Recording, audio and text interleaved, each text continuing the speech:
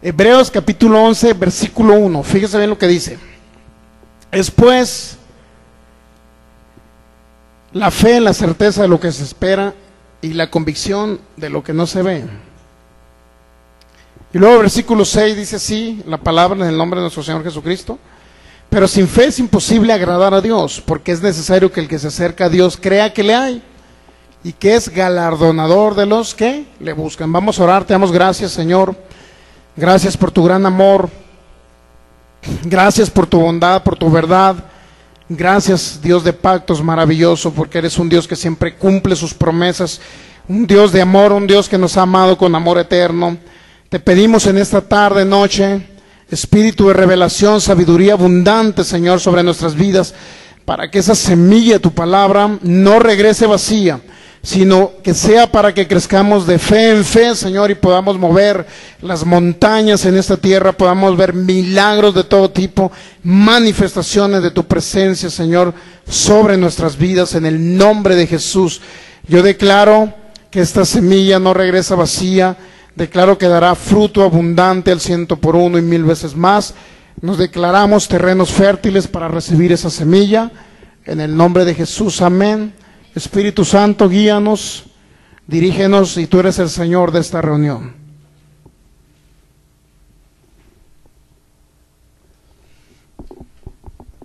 Muy bien, Hebreos capítulo 11, dice el versículo 6, pero sin fe es imposible agradar a Dios, porque es necesario que el que se acerca a Dios crea que le hay y que es galardonador de los que le buscan. ¿Okay? Fíjese bien. Es importante entender, dentro de los principios generales de la fe, usted se preguntará, ¿pero qué es fe, hermano? ¿Acaso fe solamente es una creencia, la fe? Muchas personas dicen, yo tengo fe. ¿Y cuál es mi fe? Que yo creo en fulana cosa. Vean si han escuchado eso, ¿verdad? Dice, ¿cuál es tu fe? Te preguntan, ¿cuál es tu fe? ¿Por qué preguntan cuál es la fe? Porque ellos confunden fe con creencia. No es la misma fe y creencia. Yo puedo creer en un árbol, pero no por el solo ese hecho puedo tener fe. Puedo creer en un ídolo, pero no por el solo ese hecho tengo fe. Fíjese bien, fe es una sustancia. Si gusta anotarle, fe es una sustancia. La fe es una sustancia. Vamos a leer Hebreos capítulo 11, versículo 1. En una traducción, la vamos a leer en una traducción que es la traducción Pechita. Dice así. Fíjese bien lo que es fe. Fe es la convicción de las cosas que se esperan. Y luego dice, como si ya fueran realidad.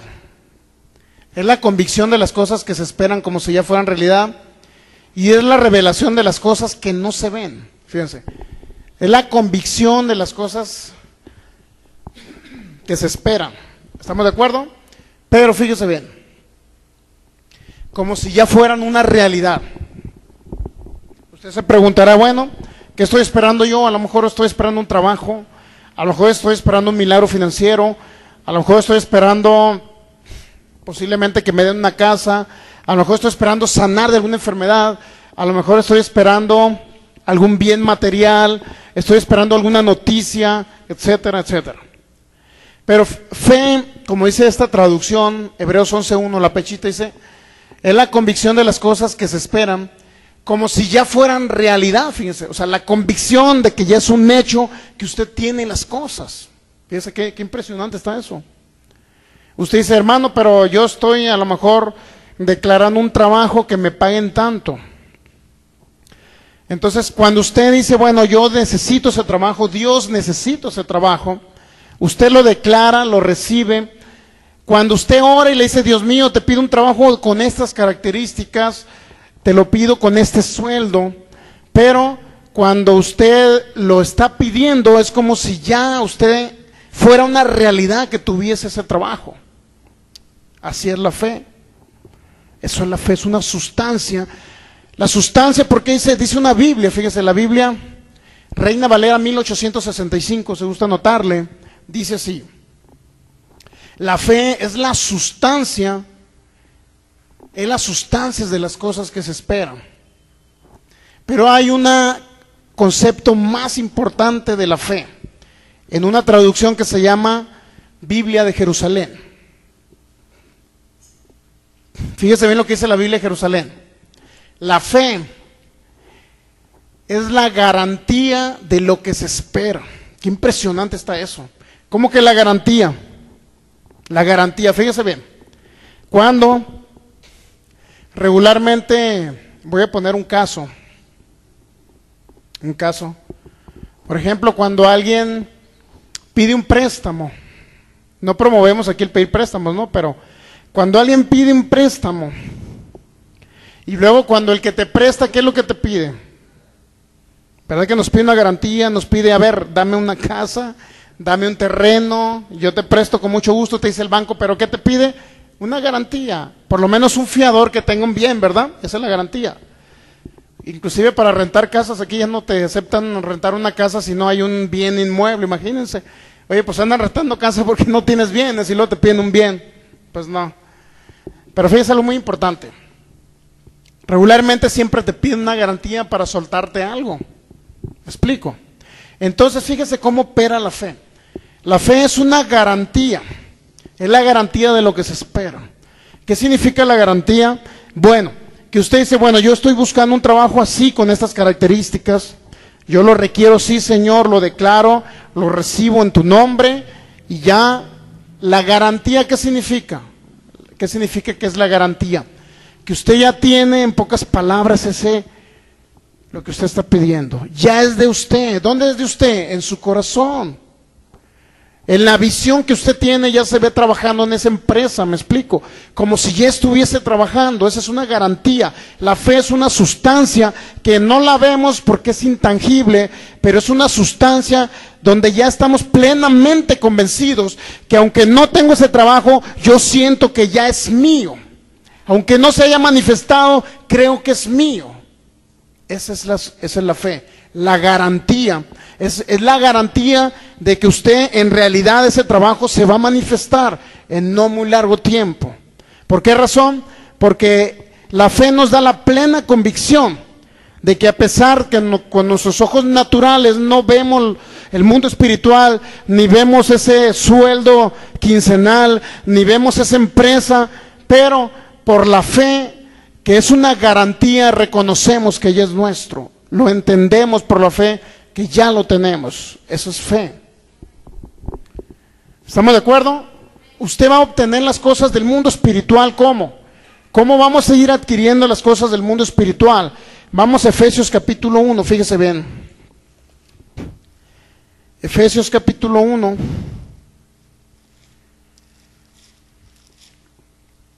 Esta serie es específicamente para que le comience a funcionar las cosas aquí en la tierra. Fíjense, no para que diga, bueno, yo no le puedo dar una seguridad, pues, o una garantía, le puedo decir, bueno, sí, cuando te mueras y te vayas al cielo, allá hay una ciudad celestial llena de oro, hermano, con calles de oro. Fíjese, más allá, en el cielo, en el tercer cielo, la Nueva Jerusalén, está con calles de oro. ¿Estamos de acuerdo? Entonces, imagínense, le pongo, hermano, la Hidalgo va a estar llena de oro, pavimentada con oro, para que usted vaya y agarre el oro que usted quiera y lo venda y pueda vivir aquí una vida abundante, imagínense.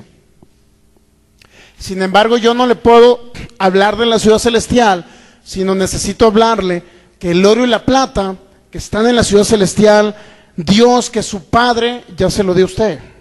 Pero fíjese bien, allá está manifestado. Pero fíjese lo que dice Efesios capítulo 1, versículo 3. Fíjese lo que dice Efesios 1:3. Bendito sea el Dios y Padre de nuestro Señor Jesucristo, que nos bendijo. Fíjense, ¿cómo nos bendijo? Bendijo está en qué?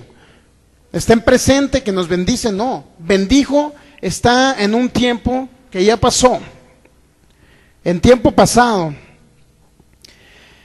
Dice, bendito sea el Dios y Padre de nuestro Señor Jesucristo, que nos bendijo. ¿Cuándo? En pasado, ¿verdad? ¿Con qué nos bendijo? Con toda bendición espiritual. ¿En dónde? En los lugares celestiales. ¿En quién? En Cristo. Cuando Cristo murió, Él llevó las maldiciones de la ley, y las maldiciones que entró por el pecado de un hombre llamado Adán, que estamos hablando, incluye todas las maldiciones, tanto enfermedad, muerte espiritual, el pecado abundó, también llevó la pobreza, este hombre trajo la pobreza a Adán, pero Cristo dice que se hizo pobre siendo rico, para que con esa pobreza de nuestro Señor Jesús usted fuera bendecido. O sea, es decir, Jesús llevó la maldición para que nosotros, por medio de Jesús, recibamos la bendición. ¿Estamos de acuerdo? Pero ya nos bendijo. ¿Qué significa? Que Cristo ya murió. Cristo ya murió y no va a venir otra vez a morir por nosotros. ¿Estamos de acuerdo que no venía a morir? Pero sí va a venir en su segunda venida. Pero no va a venir a morir. ¿Qué significa que no va a venir a morir? Que Dios no lo va a bendecir 2 veces más o 3 veces más. ¿Por qué? Porque usted ya fue bendecido con toda bendición espiritual. Y en los cielos ya hay una bodega muy grande de regalos que están disponibles para todo el Hijo de Dios. Para todos los hijos de Dios. Pero usted pregunta, hermano, pero si está la bodega ya, ¿cómo me la voy a traer a la tierra? ¿Cómo le voy a hacer? ¿Voy a mandar un tráiler, esta nave extraterrestre? ¿Voy a mandar un avión? ¿Cómo le hago? Bueno, la llave, fíjese, los cielos ya están abiertos, ¿estamos de acuerdo? Porque Cristo Jesús, ¿qué dice? Que rompió el velo, ¿verdad? Para que todos tengamos entrada, ¿a dónde? A los cielos.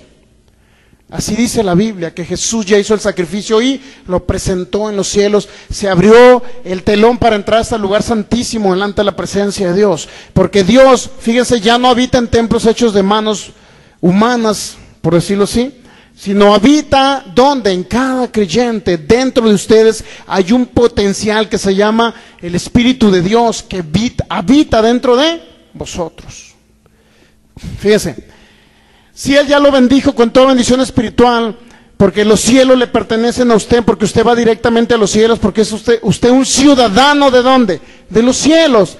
Pero aquí, ¿qué cree que está haciendo usted? Está nada más representando a Cristo, siendo un embajador. ¿Estamos de acuerdo? Somos embajadores de Cristo, dice creo que dice 1 Corintios o 2 Corintios capítulo 5. Entonces somos embajadores aquí en la tierra. ¿Qué significa eso? Que somos representantes ¿de dónde? Bueno, muy bien, vamos a 2 Corintios, o 1 Corintios 5 creo que es, ahorita lo veo. A ver, 2 Corintios... 1 Corintios capítulo 5.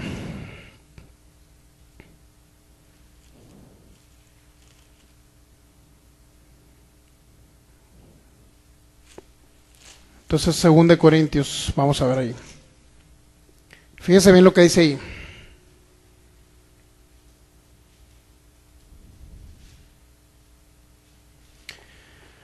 Versículo 2 Corintios capítulo 5. Versículo 20. 2 Corintios 5:20. Fíjese bien lo que es usted. 2 Corintios 5:20 dice así. Así que somos, fíjese, usted declárese juntamente conmigo, fíjese lo que es. ¿Qué dice? Que somos embajadores. A ver, ¿somos qué? Embajadores. ¿Qué significa que es un embajador? ¿Usted representa a quién? A una embajada, ¿estamos de acuerdo? ¿A qué representa? A un reino, ¿estamos de acuerdo?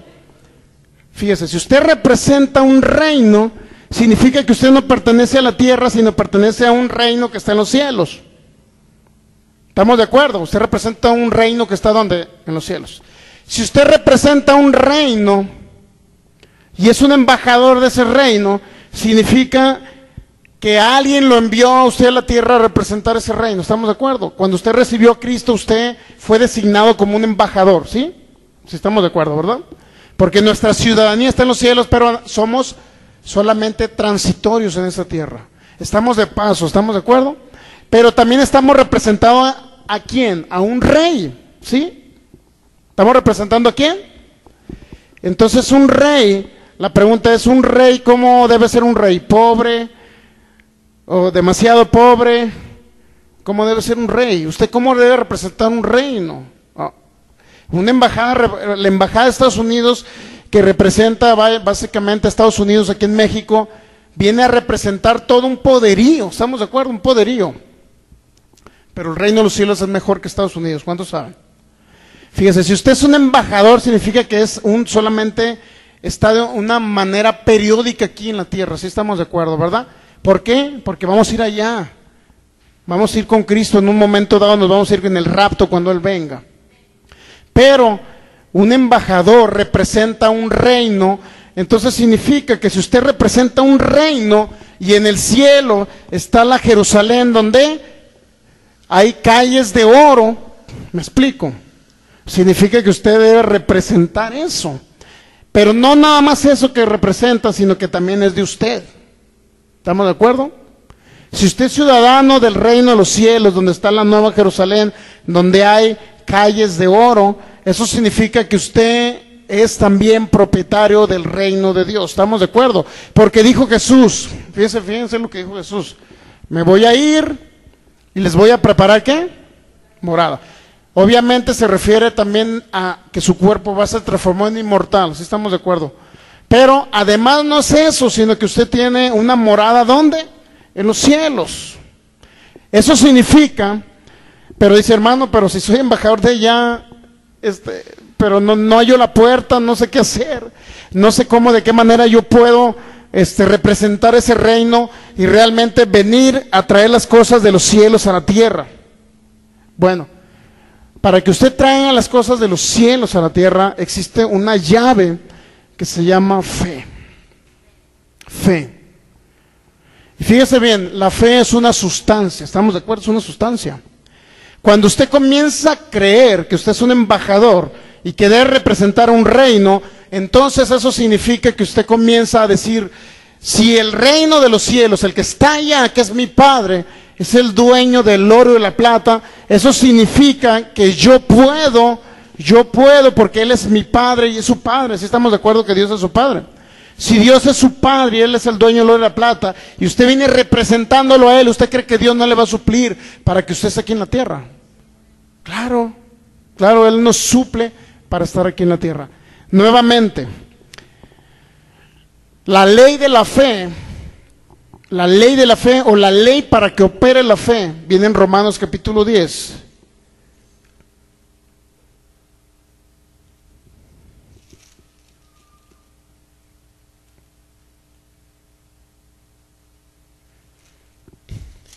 Romanos capítulo 10,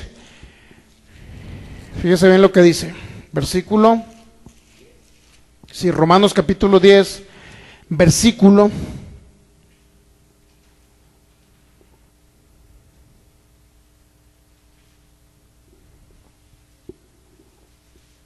es el versículo, bueno, vamos a leer lo que es el 9, que habla de la salvación. Y el 10 lo vamos a leer, fíjese bien. Que si confesares con tu boca, fíjense lo que dice, que Jesús es el Señor, y creyeres en tu corazón que Dios lo levantó de los muertos, ¿qué dice? Serás salvo. Pero la palabra salvo, si usted gusta anotarle, la palabra salvo es la palabra griega sozo, S-O-Z-O, que también se traduce, no nada más salvo para irse al cielo, sino también, fíjese cómo se traduce. Se traduce también como sanar, salvar, sanar, pero también se traduce como preservar, proteger, inclusive librarnos de cosas materiales o librarnos de situaciones materiales. También así se traduce, librarnos de cosas materiales. De tal manera, fíjense, que si confiesas con tu boca que Jesús es el Señor, pero hay dos requisitos. Primero es confesar o declarar con tus palabras, y segundo es creer en tu corazón. Fíjense bien la ley de la fe. La ley como opera la fe es hablar, pero también es creer. ¿Estamos de acuerdo? Dos cosas, creer y hablar. Ahora, versículo 11, Versículo 10 nos especifica muy claro. Dice, porque con el corazón, otra vez, fíjense, se cree. Y luego dice, para justicia, hablando de la salvación, ahí está hablando de la salvación específicamente. Pero también dice, con la boca, fíjense, se confiesa otra vez para salvación. Nuevamente viene ahí una palabra que se llama, la misma palabra griega que se llama sozo, nuevamente. Librar de problemas materiales también significa, no nada más salvación para irse al cielo. 2 Corintios capítulo 4, versículo 13 dice así. Fíjese bien, 2 Corintios 4, 13 también nos habla un poquito de lo que nuestro Señor Jesucristo padeció. Y implica la ley de la fe. Pero teniendo el mismo espíritu de fe. ¿A quién se refiere que tiene el mismo espíritu de fe? Se está refiriendo a todos los que han recibido a Jesús como su Señor y Salvador, a los que han creído en su sacrificio completo y perfecto.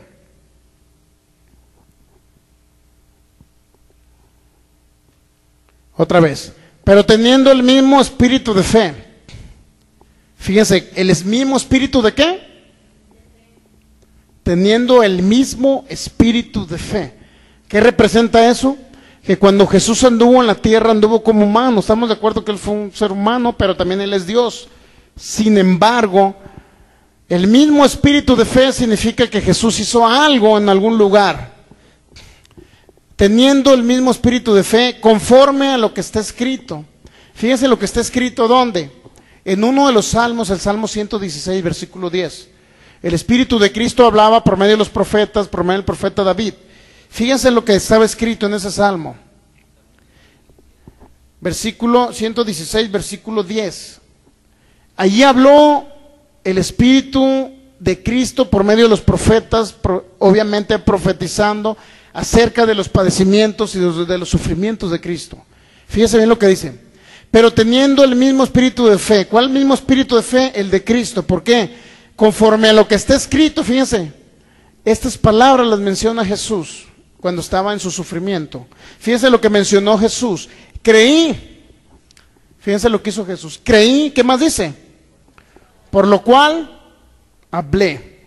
Nosotros también creemos, por lo cual también ¿qué? ¿De qué está hablando? De creer y de qué? De hablar. Vamos a 1 Pedro capítulo 1 para ver que ese mismo espíritu de Cristo estaba hablando por boca del profeta David y otros profetas. Fíjense dónde estaba hablando el espíritu de Cristo. Es decir, más bien el Espíritu Santo revelaba a los profetas los padecimientos que venían posteriores a Cristo. A cuando iba a venir Cristo en su sufrimiento, en su sacrificio. 1 Pedro 1:10 dice así. Los profetas que profetizaron de la gracia destinada a vosotros, fíjense, profetas que profetizaron ¿de qué? De la gracia. ¿A qué se refería cuando Jesús iba a venir a la tierra? Inquirieron, fíjense lo que hicieron estos profetas, y diligentemente indagaron acerca de ¿qué? De esta salvación. Y luego dice, escudriñando qué persona y qué tiempo indicaba, fíjense quién indicaba. ¿Quién indicaba eso? ¿El espíritu de quién? De Cristo. ¿Que estaba en quién? En ellos, en los profetas. Estamos de acuerdo que el espíritu de Cristo está en los profetas. Pero fíjese lo que anunciaba. El cual anunciaba ¿qué? De antemano los sufrimientos de Cristo y las glorias que vendrían tras ellos. Es decir, hablando de la resurrección. Después del sufrimiento viene la resurrección. ¿Estamos de acuerdo? ¿Ah? Fíjense. Pero ¿quién hablaba el Espíritu de Cristo por boca de quién? De los profetas. Ahora sí, vamos a 2 Corintios 4:13 para que capte este asunto. Cristo, si usted verifica el Salmo 116, se va a dar cuenta que Cristo, el profeta David, ya estaba profetizando por medio del Espíritu Santo, del Espíritu de Cristo que estaba en él, acerca de lo que iba a sufrir el Mesías. 2 Corintios capítulo 4, versículo 13. Otra vez, pero teniendo el mismo espíritu de fe. ¿Qué dice? Teniendo, ¿qué significa teniendo? Que cada persona que viene a Cristo y recibe a Cristo, nace de nuevo, entra al reino de Dios, tiene el mismo espíritu de fe de ¿quién? De Jesús. El mismo espíritu de fe. Pero teniendo el mismo espíritu de ¿qué? De fe. El espíritu de fe de Cristo, ¿qué era lo que estaba haciendo o diciendo? Ese espíritu de fe estaba escrito en el Salmo 116, versículo 10, esto. ¿Qué dijo Cristo? Creí. Pero también creí, y luego que dice, hablé. Tú crees y hablas y suceden las cosas. Creí, dijo Cristo, por lo cual hablé. Pero también dijo el apóstol Pablo, fíjense, a los Corintios, nosotros también, ¿qué dice? Creemos. Pero por lo cual creemos, dice también. ¿Y qué sucede cuando usted cree? Lo habla. Esa es la ley de la fe. ¿Cómo va a traer las cosas del mundo espiritual si Dios ya le dio todas las cosas? Efesios 1:3 lo leímos ahorita. Él ya lo bendijo con toda bendición espiritual en lugares celestiales. Si Él lo bendijo con toda bendición espiritual, usted tiene que aplicar que la ley de la fe, ¿verdad? Para que le funcione ese oro y esa plata pueda manifestarse aquí en la tierra. No crea que se va a encontrar barras de oro, Le va a llegar en otro tipo de moneda. Pero su prosperidad ya está dada por Jesús. Él ya pagó el precio y no va a venir dos veces. Él ya lo hizo todo por usted y le dio todo. ¿Qué le dio? Toda la herencia, ¿estamos de acuerdo? Pero ¿cómo usted va a aplicar eso? ¿De qué manera? Bueno, la ley de la fe es, lo cree en su corazón, lo decreta o lo declara con su boca y comienzan a manifestarse las cosas espirituales aquí en la tierra. Creí, por lo cual yo hablo. Y si usted cree y lo habla, ¿qué cree que pasa? Marcos capítulo 11. Fíjese, Marcos capítulo 11, ¿qué es lo que pasa cuando usted cree y lo habla? Usted puede decir, hermano, es que no me están funcionando las cosas, no sé qué hacer, la verdad la situación está difícil. Pues para empezar, ella empezó a hablar mal, ¿verdad? Marcos 11:23, Jesús mismo dijo estas palabras. Nadie más lo dijo más que nuestro Señor Jesús. Esa es la convicción que tenemos, que Él lo habló con sus propias palabras. Dijo, porque de cierto os digo, fíjense, que cualquiera que dijere, cualquiera que hablare, ¿a quién? A este monte. ¿Qué era lo que le iba a hablar al monte? ¿Qué dice? Quítate, ¿y qué más? Y échate, ¿dónde? En el mar. ¿Por qué tenía que ser el monte echado en el mar? Porque Jesús bajó a las profundidades del mar. ¿Sí sabe que Él llevó nuestros pecados a las profundidades del mar? Miqueas capítulo 7 dice que Él llevó nuestras iniquidades ¿a dónde? A lo profundo del mar. Allá fue a llevarlas Jesús. Allá fue a sufrir, al Seol, a los abismos, en el corazón de la tierra. Fíjense, ¿dónde estuvo Jesús? En el corazón de la tierra. Ahorita lo vamos a ver bíblicamente. Dice, porque de cierto digo que cualquiera que dijera este monte, quítate y échate, ¿dónde? En el mar. ¿Se da cuenta? En el mar. Ponga mucha atención a la palabra mar. Quítate y échate en el mar. ¿Qué tiene que hablar al monte, a la montaña? Cuando estamos hablando de monte o montaña, estamos hablando de obstáculos que impiden su bendición. Obstáculos o algo que obstruye, por decirlo así, la bendición de Dios para que se manifieste en su vida. Ese es un obstáculo. ¿Quién manda el obstáculo? Satanás, el diablo, ¿verdad? Satanás, el diablo, manda el obstáculo. Porque de cierto digo que cualquiera que dijera este monte, quítate y échate en el mar. Fíjense, segundo requisito, que usted habla al monte, le habla al obstáculo, le habla al problema, le habla a la situación complicada, usted le habla. Pero ¿qué le va a decir a la situación complicada? Le va a hablar. ¿Dónde lo va a echar? En el mar. Segundo requisito, que no dude en su corazón. Que no dude. Se da cuenta otra vez nuevamente con qué se cree, con el corazón. Pero se confiesa con la boca, se declara con la boca. Que no dude en su corazón, sino que creyere que será hecho lo que dice, lo que habla, lo que declara. Entonces dijo Jesús, lo que usted diga le será hecho. Lo que usted diga le será hecho. Es decir, requisito. Cualquiera que dijera este monte, vamos a Mateo capítulo 12. Fíjense, ahí no está hablando de monte, quítate y échate del mar. Mateo capítulo 12, versículo 40.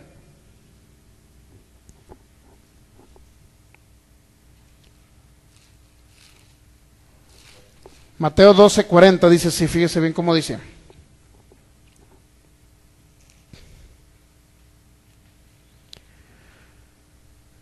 ¿Listos? Dice así la palabra. Bueno, ahí les va. Pues, porque como estuvo Jonás, fíjense, estas palabras otra vez es de Jesús. El 39 dice, y respondió y les dijo, la generación mala y adúltera demanda señal, pero señal no le será dada, sino ¿qué dice? ¿Qué señal? La del profeta, ¿qué? Jonás, ¿estamos de acuerdo? ¿Dónde estuvo Jonás 3 días y 3 noches? ¿Vea que estuvo en el vientre de un pez? En el mar estuvo. Bueno, ¿cuál es la señal del profeta Jonás que simbolizaba a Jesús? Jonás simbolizaba a Jesús. ¿Por qué? Porque Jesús dijo, aquí dice en el versículo 40, porque como Jonás estuvo ¿dónde? En el vientre del gran pez 3 días y 3 noches, así estará aquí en el Hijo del Hombre, refiriéndose a él mismo. ¿Dónde iba a estar Jesús? ¿Dónde? En el corazón de la tierra. ¿En dónde? En el corazón de la tierra. ¿Cuánto? 3 días y 3 noches. Ahora usted se preguntará, hermano, ¿dónde está el corazón de la tierra? Bueno, vamos a Efesios capítulo 3. Efesios capítulo 4. Ahorita le digo